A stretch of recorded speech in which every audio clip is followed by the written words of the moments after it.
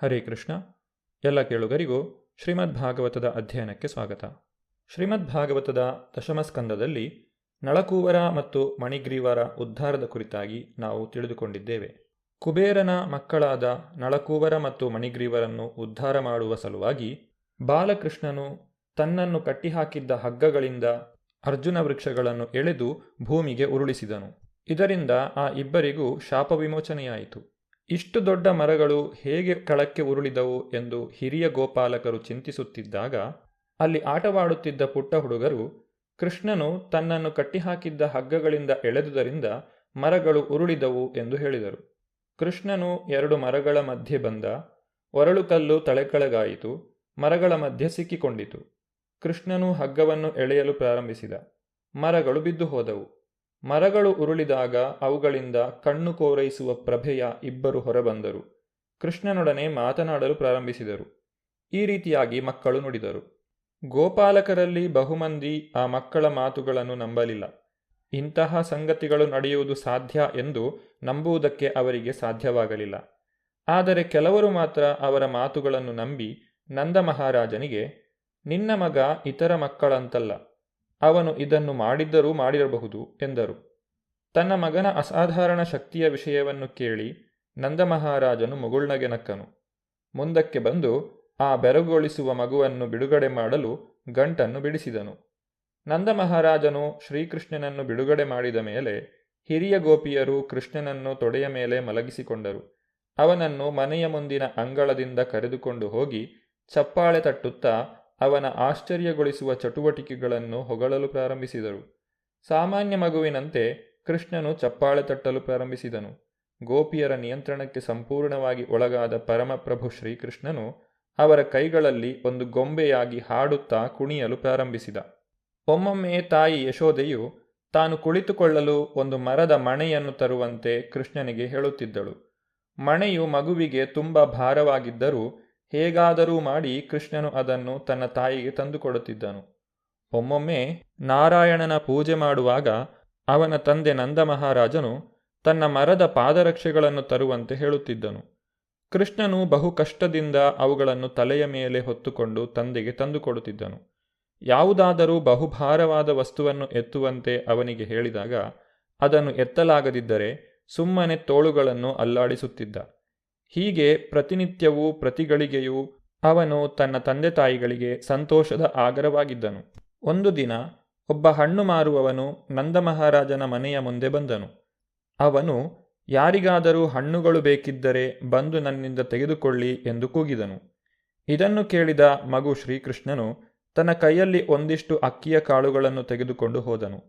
ಹಣ್ಣಿಗೆ ಅಕ್ಕಿಯ ಕಾಳುಗಳನ್ನು ವಿನಿಮಯ ಮಾಡಿಕೊಳ್ಳುವುದು ಅವನ ಉದ್ದೇಶ. ಆಗಿನ ಕಾಲದಲ್ಲಿ ವ್ಯಾಪಾರವು ವಿನಿಮಯದಿಂದಲೇ ನಡೆಯುತ್ತಿತ್ತು. ತನ್ನ ತಂದೆ ತಾಯಿಯರು ಧಾನ್ಯವನ್ನು ಕೊಟ್ಟು ಹಣ್ಣುಗಳನ್ನೂ ಇತರ ವಸ್ತುಗಳನ್ನೂ ತೆಗೆದುಕೊಳ್ಳುತ್ತಿದ್ದದ್ದನ್ನು ಶ್ರೀಕೃಷ್ಣನು ನೋಡಿದ್ದಿರಬಹುದು. ಅವನು ಅವರನ್ನು ಅನುಕರಿಸಿದನು. ಆದರೆ ಅವನ ಅಂಗೈಗಳು ಬಹುಪುಟ್ಟವು. ಅಕ್ಕಿಯ ಕಾಳುಗಳನ್ನು ಎಚ್ಚರಿಕೆಯಿಂದ ಹಿಡಿದುಕೊಂಡಿರಲಿಲ್ಲ. ಆದ್ದರಿಂದ ಕಾಳುಗಳು ಕಳಕ್ಕೆ ಬೀಳುತ್ತಿದ್ದವು. ಹಣ್ಣುಗಳನ್ನು ಮಾರಾಟ ಮಾಡಲು ಬಂದವನು ಇದನ್ನು ನೋಡಿದ. ಮಗುವಿನ ಮೋಹಕ ರೂಪಕ್ಕೆ ಮಾರು ಹೋಗಿ ಅವನ ಕೈಯಲ್ಲಿದ್ದ ಕೆಲವು ಕಾಳುಗಳನ್ನು ತೆಗೆದುಕೊಂಡು ಅವನ ಕೈಗಳ ತುಂಬ ಹಣ್ಣುಗಳನ್ನು ಕೊಟ್ಟನು. ಕೂಡಲೇ ತನ್ನ ಹಣ್ಣಿನ ಬುಟ್ಟಿಯ ತುಂಬ ಆಭರಣಗಳು ತುಂಬಿ ಹೋದದ್ದನ್ನು ಅವನು ಕಂಡನು. ಎಲ್ಲ ವರಗಳನ್ನು ಅನುಗ್ರಹಿಸುವವನು ಪ್ರಭುವೇ. ಯಾರಾದರೂ ಭಗವಂತನಿಗೆ ಏನನ್ನಾದರೂ ಕೊಟ್ಟರೆ ಅವನಿಗೆ ನಷ್ಟವಾಗುವುದಿಲ್ಲ, ಲಕ್ಷಗಟ್ಟಲೆ ಅವರಿಗೆ ಲಾಭವಾಗುತ್ತದೆ. ಜೋಡಿ ಅರ್ಜುನ ವೃಕ್ಷಗಳನ್ನು ಮುಕ್ತಿಗೊಳಿಸಿದ ಶ್ರೀಕೃಷ್ಣನು ಬಲರಾಮ ಮತ್ತಿತರ ಹುಡುಗರೊಡನೆ ಒಂದು ದಿನ ಯಮುನಾ ನದಿಯ ತೀರದಲ್ಲಿ ಆಟವಾಡುತ್ತಿದ್ದನು.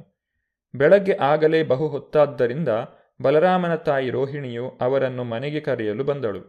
ಆದರೆ ಬಲರಾಮ ಮತ್ತು ಕೃಷ್ಣರು ಆಟದಲ್ಲಿ ಎಷ್ಟು ತಲ್ಲೀನರಾಗಿದ್ದರೆಂದರೆ ಅವರಿಗೆ ಹಿಂದಕ್ಕೆ ಹೋಗಲು ಇಷ್ಟವಿರಲಿಲ್ಲ. ಅವರು ಇನ್ನಷ್ಟು ಆಟದಲ್ಲಿ ಮಗ್ನರಾದರು. ಅವರನ್ನು ಮನೆಗೆ ಕರೆದುಕೊಂಡು ಹೋಗುವುದು ರೋಹಿಣಿಗೆ ಸಾಧ್ಯವಾಗದೇ ಇದ್ದಾಗ ಅವಳು ಮನೆಗೆ ಹೋಗಿ ಅವರನ್ನು ಮತ್ತೆ ಕರೆಯುವಂತೆ ತಾಯಿ ಯಶೋದೆಗೆ ಹೇಳಿದಳು. ತಾಯಿ ಯಶೋದೆಗೆ ತನ್ನ ಮಗನಲ್ಲಿ ಎಷ್ಟು ಪ್ರೇಮವೆಂದರೆ ಅವಳು, ನನ್ನ ಮುದ್ದು ಮಗು, ಮನೆಗೆ ಬಾ, ನಿನ್ನ ಊಟದ ಹೊತ್ತು ಆಗಲೇ ಮೀರಿ ಹೋಯಿತು ಎಂದು ಗಟ್ಟಿಯಾಗಿ ಕರೆದಳು. ಅನಂತರ ಅವಳು, ನನ್ನ ಪ್ರೀತಿಯ ಕೃಷ್ಣ, ದಯವಿಟ್ಟು ಬಂದು ನನ್ನ ಎದೆಯ ಹಾಲನ್ನು ಕುಡಿ, ನೀನು ಸಾಕಷ್ಟು ಆಟವಾಡಿದ್ದೀಯೆ. ನನ್ನ ಪುಟ್ಟ ಮಗು, ನಿನಗೆ ಬಹಳ ಹಸಿವಾಗಿರಬೇಕು. ಇಷ್ಟು ಹೊತ್ತು ಆಟವಾಡಿ ನಿನಗೆ ಬಹಳ ಆಯಾಸವಾಗಿರಬೇಕು ಎಂದಳು. ಅವಳು ಬಲರಾಮನಿಗೆ ಹೀಗೆ ಹೇಳಿದಳು: ನನ್ನ ಮುದ್ದು ಹುಡುಗ, ನನ್ನ ಮನೆಯ ದಿವ್ಯ ಪ್ರಭೆಯೇ, ನಿನ್ನ ತಮ್ಮ ಶ್ರೀಕೃಷ್ಣನೊಡನೆ ಕೂಡಲೇ ಬಾ. ಬೆಳಗ್ಗಿನಿಂದ ನೀವು ಆಟವಾಡುತ್ತಿದ್ದೀರಿ. ನಿಮಗೆ ತುಂಬ ಆಯಾಸವಾಗಿರಬೇಕು. ಮನೆಗೆ ಬಂದು ಊಟ ಮಾಡಿ. ನಿಮ್ಮ ತಂದೆ ನಂದ ಮಹಾರಾಜನು ನಿಮಗಾಗಿ ಕಾಯುತ್ತಿದ್ದಾರೆ. ಅವರು ಊಟ ಮಾಡಬೇಕು. ಆದುದರಿಂದ ಹಿಂದಕ್ಕೆ ಬನ್ನಿ. ನಂದ ಮಹಾರಾಜನು ತಮಗಾಗಿ ಕಾಯುತ್ತಿದ್ದಾರೆ, ತಾವಿಲ್ಲದೆ ಊಟ ಮಾಡುವುದು ಅವರಿಗೆ ಸಾಧ್ಯವಿಲ್ಲ ಎಂದು ಕೇಳುತ್ತಲೇ ಕೃಷ್ಣ ಬಲರಾಮರು ಮನೆಗೆ ಹೊರಡಲು ಸಿದ್ಧರಾದರು. ಆಗ ಅವರ ಜೊತೆಯ ಆಟಗಾರರು, ನಮ್ಮ ಆಟವು ಒಳ್ಳೆಯ ಘಟ್ಟಕ್ಕೆ ಬಂದಾಗಲೇ ಕೃಷ್ಣನು ಹೊರಟು ಹೋಗುತ್ತಿದ್ದಾನೆ. ಇನ್ನೊಂದು ಬಾರಿ ಅವನು ಹೋಗಲು ನಾವು ಬಿಡುವುದಿಲ್ಲ ಎಂದು ಆಕ್ಷೇಪಿಸಿದರು. ಅವನು ಮತ್ತೆ ತಮ್ಮೊಡನೆ ಆಟವಾಡಲು ಬಿಡುವುದಿಲ್ಲ ಎಂದು ಅವನ ಜೊತೆ ಆಟವಾಡುತ್ತಿದ್ದ ಹುಡುಗರು ಹೇಳಿದರು. ಕೃಷ್ಣನಿಗೆ ಇದರಿಂದ ಹೆದರಿಕೆಯಾಯಿತು. ಮನೆಗೆ ಹಿಂದಿರುಗುವ ಬದಲು ಮತ್ತೆ ಹುಡುಗರೊಡನೆ ಆಟವಾಡಲು ಹೋದ. ಆಗ ತಾಯಿ ಯಶೋದೆಯು ಹುಡುಗರನ್ನು ಗದರಿಸಿ ಕೃಷ್ಣನಿಗೆ ಹೀಗೆ ಹೇಳಿದಳು: ನನ್ನ ಮುದ್ದು ಕೃಷ್ಣ, ನೀನು ಬೀದಿಯ ಹುಡುಗ ಎಂದುಕೊಂಡಿದ್ದೀಯಾ? ನಿನಗೆ ಮನೆಯಿಲ್ಲವೇ? ದಯವಿಟ್ಟು ಮನೆಗೆ ಬಾ. ಬೆಳಗಿನಿಂದ ಆಟವಾಡಿ ನಿನ್ನ ದೇಹವು ಕೊಳೆಯಾಗಿರುವುದು ಕಾಣುತ್ತದೆ. ಮನೆಗೆ ಬಂದು ಸ್ನಾನ ಮಾಡು. ಅಲ್ಲದೆ ಇವತ್ತು ನಿನ್ನ ಹುಟ್ಟುಹಬ್ಬ. ನೀನು ಮನೆಗೆ ಬಂದು ಬ್ರಾಹ್ಮಣರಿಗೆ ಗೋದಾನ ಮಾಡಬೇಕು. ನಿನ್ನ ಜೊತೆಯ ಆಟಗಾರರನ್ನು ಅವರ ತಾಯಂದಿರು ಒಡವೆಗಳಿಂದ ಹೇಗೆ ಅಲಂಕರಿಸಿದ್ದಾರೆ ನೋಡಿದೆಯಾ? ನೀನು ಶುಚಿಯಾಗಿ ಒಳ್ಳೆಯ ಉಡುಪು ಮತ್ತು ಒಡವೆಗಳಿಂದ ಅಲಂಕಾರ ಮಾಡಿಕೊಳ್ಳಬೇಕು. ಆದುದರಿಂದ ದಯವಿಟ್ಟು ಮನೆಗೆ ಬಾ, ಸ್ನಾನ ಮಾಡು, ಸೊಗಸಾದ ಉಡುಪನ್ನು ಹಾಕಿಕೋ. ಅನಂತರ ನೀನು ಮತ್ತೆ ಆಟಕ್ಕೆ ಹೋಗಬಹುದು. ಹೀಗೆ ಮಹಾನ್ ದೇವತೆಗಳೂ ಪೂಜಿಸಬಹುದಾದ ಕೃಷ್ಣ ಮತ್ತು ಬಲರಾಮರನ್ನು ತಾಯಿ ಯಶೋದೆಯು ಮನೆಗೆ ಬರುವಂತೆ ಕರೆದಳು. ಅವರು ತನ್ನ ಮಕ್ಕಳು ಎಂದೇ ಭಾವಿಸಿದ್ದಳು. ತಾಯಿ ಯಶೋದೆಯ ಮಕ್ಕಳಾದ ಕೃಷ್ಣ ಮತ್ತು ಬಲರಾಮರು ಮನೆಗೆ ಬಂದಾಗ ಅವಳು ಅವರಿಗೆ ಚೆನ್ನಾಗಿ ಸ್ನಾನ ಮಾಡಿಸಿ ಒಳ್ಳೆಯ ಉಡುಪನ್ನು ಹಾಕಿ ಒಡವೆಗಳನ್ನು ತೊಡಿಸಿದಳು. ಅನಂತರ ಕೃಷ್ಣನ ಹುಟ್ಟುಹಬ್ಬದ ಸಂದರ್ಭದಲ್ಲಿ ತನ್ನ ಮಕ್ಕಳ ಮೂಲಕ ಹಲವು ಗೋವುಗಳನ್ನು ದಾನ ಮಾಡಿದಳು. ಹೀಗೆ ಅವಳು ಮನೆಯಲ್ಲಿ ಕೃಷ್ಣನ ಹುಟ್ಟುಹಬ್ಬವನ್ನು ಆಚರಿಸಿದಳು.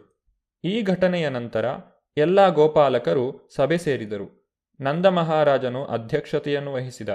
ರಾಕ್ಷಸರಿಂದ ಮಹಾವನಕ್ಕೆ ಒದಗುತ್ತಿದ್ದ ವಿಪತ್ತುಗಳನ್ನು ನಿವಾರಿಸುವುದು ಹೇಗೆ ಎಂದು ಅವರು ತಮ್ಮಲ್ಲೇ ಸಮಾಲೋಚನೆ ಮಾಡಿದರು. ನಂದ ಮಹಾರಾಜನ ತಮ್ಮ ಉಪನಂದನು ಸಭೆಯಲ್ಲಿದ್ದ. ಅವನು ವಿದ್ವಾಂಸ ಮತ್ತು ಅನುಭವಿ ಎಂದು ಜನರು ಗೌರವಿಸುತ್ತಿದ್ದರು. ಅವನು ಕೃಷ್ಣ ಬಲರಾಮರ ಹಿತೈಷಿ. ಅವನೊಬ್ಬ ಮುಖಂಡ. ಅವನು ಸಭೆಯನ್ನು ಉದ್ದೇಶಿಸಿ ಹೀಗೆ ಹೇಳಿದನು: ನನ್ನ ಪ್ರೀತಿಯ ಸ್ನೇಹಿತರೆ, ಇಲ್ಲಿನ ಶಾಂತಿಯನ್ನು ಭಂಗಗೊಳಿಸಲು ಮಹಾರಾಕ್ಷಸರು ಮತ್ತೆ ಮತ್ತೆ ಇಲ್ಲಿಗೆ ಬರುತ್ತಿರುವುದನ್ನು ಕಾಣುತ್ತಿದ್ದೇವೆ. ವಿಶೇಷವಾಗಿ ಅವರು ಸಣ್ಣ ಮಕ್ಕಳನ್ನು ಕೊಲ್ಲಲು ಪ್ರಯತ್ನಿಸುತ್ತಾರೆ. ಆದ್ದರಿಂದ ನಾವು ಈ ಸ್ಥಳವನ್ನು ಬಿಟ್ಟು ಬೇರೆ ಸ್ಥಳಕ್ಕೆ ಹೋಗಬೇಕು. ಪೂತನಿ ಮತ್ತು ಕೃಷ್ಣರ ವಿಷಯವನ್ನು ಯೋಚಿಸಿ. ಅಂತಹ ಮಹಾರಾಕ್ಷಸಿಯ ಕೈಗಳಿಂದ ಕೃಷ್ಣನು ತಪ್ಪಿಸಿಕೊಂಡಿದ್ದು ಶ್ರೀಹರಿಯ ಕೃಪೆಯಲ್ಲದೆ ಬೇರೇನೂ ಅಲ್ಲ. ಅದಾದ ನಂತರ ಸುಂಟರಗಾಳಿಯ ರಾಕ್ಷಸನು ಕೃಷ್ಣನನ್ನು ಆಕಾಶಕ್ಕೆ ಕೊಂಡೊಯ್ದ. ಶ್ರೀಹರಿಯ ಕೃಪೆಯಿಂದ ಕೃಷ್ಣನು ಉಳಿದುಕೊಂಡ. ರಾಕ್ಷಸನು ಕಲ್ಲಿನ ಮೇಲೆ ಬಿದ್ದು ಸತ್ತ. ಇತ್ತೀಚೆಗೆ ಮಗುವು 2 ಮರಗಳ ಮಧ್ಯೆ ಆಟವಾಡುತ್ತಿದ್ದಾಗ ಮರಗಳು ರಪ್ಪನೆ ಬಿದ್ದು ಹೋದವು.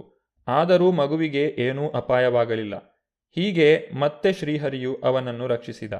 ಈ ಮಗುವೋ ಅಥವಾ ಅವನ ಜೊತೆಗೆ ಆಡುತ್ತಿದ್ದ ಬೇರಾವ ಮಗುವೋ ಮರಗಳಿಗೆ ಸಿಕ್ಕಿ ಜಜ್ಜಿ ಹೋಗಿದ್ದರೆ ಎಂತಹ ಅನಾಹುತವಾಗುತ್ತಿತ್ತು ಯೋಚಿಸಿ. ಈ ಎಲ್ಲ ಘಟನೆಗಳನ್ನು ಕುರಿತು ಯೋಚಿಸಿದರೆ ಈ ಸ್ಥಳದಲ್ಲಿ ನಮಗೆ ಕ್ಷೇಮವಿಲ್ಲ ಎಂದು ನಿರ್ಣಯಿಸಬೇಕಾಗುತ್ತದೆ. ನಾವು ಹೊರಟು ಹೋಗೋಣ. ಪ್ರಭು ಹರಿಯ ಕೃಪೆಯು ಈವರೆಗೆ ನಮ್ಮನ್ನು ವಿವಿಧ ಅನಾಹುತಗಳಿಂದ ಕಾಪಾಡಿದೆ. ಈಗ ನಾವು ಎಚ್ಚರಗೊಳ್ಳಬೇಕು. ಈ ಸ್ಥಳಗಳನ್ನು ಬಿಟ್ಟು ನಾವು ಶಾಂತವಾಗಿ ಬದುಕಲು ಸಾಧ್ಯವಿರುವ ಯಾವುದಾದರೂ ಸ್ಥಳಕ್ಕೆ ಹೋಗೋಣ. ವೃಂದಾವನ ಎನ್ನುವ ಹೆಸರಿನ ಅರಣ್ಯಕ್ಕೆ ಹೋಗೋಣ. ಅಲ್ಲಿ ಈಗ ತಾನೇ ಹೊಸ ಗಿಡಮೂಲಿಕೆಗಳು ಬೆಳೆದಿವೆ. ನಮ್ಮ ಗೋವುಗಳಿಗೆ ಮೇಯಲು ತುಂಬ ಅನುಕೂಲಕರವಾದ ಸ್ಥಳ.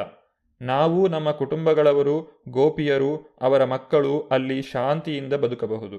ವೃಂದಾವನದ ಬಳಿ ಬಹು ಸುಂದರವಾದ ಗೋವರ್ಧನಗಿರಿ ಇದೆ. ನಮ್ಮ ದನಕರುಗಳಿಗೆ ಹೊಸದಾಗಿ ಬೆಳೆದ ಹುಲ್ಲು ಮತ್ತು ಮೇವಿದೆ. ಆದ್ದರಿಂದ ಅಲ್ಲಿ ವಾಸ ಮಾಡಲು ಕಷ್ಟವೇನೂ ಇಲ್ಲ. ನಾವು ಇಲ್ಲಿ ಕಾಲವನ್ನು ವ್ಯರ್ಥವಾಗಿ ಕಳೆಯಬೇಕಾಗಿಲ್ಲ. ನಾವೆಲ್ಲ ಕೂಡಲೇ ಆ ಸುಂದರ ಸ್ಥಳಕ್ಕೆ ಹೋಗಬೇಕೆಂದು ನಾನು ಸಲಹೆ ಮಾಡುತ್ತೇನೆ. ನಿಮಗೆ ಒಪ್ಪಿಗೆಯಾದರೆ ಗೋವುಗಳನ್ನು ಮುಂದೆ ಇಟ್ಟುಕೊಂಡು ನಾವು ಅಲ್ಲಿಗೆ ಹೋಗೋಣ. ಉಪನಂದನ ಮಾತುಗಳನ್ನು ಕೇಳಿ ಗೋಪಾಲಕರೆಲ್ಲ ಕೂಡಲೇ ಒಪ್ಪಿದರು. ವೃಂದಾವನ ನಿವಾಸಿಗಳು ಮಹಾವನದಿಂದ ವೃಂದಾವನಕ್ಕೆ ಹೋಗುವ ವಿಚಾರದ ಕುರಿತಾಗಿ ನಾವು ಮುಂದಿನ ಸಂಚಿಕೆಯಲ್ಲಿ ನೋಡೋಣ. ಧನ್ಯವಾದಗಳು. ಹರೇ ಕೃಷ್ಣ.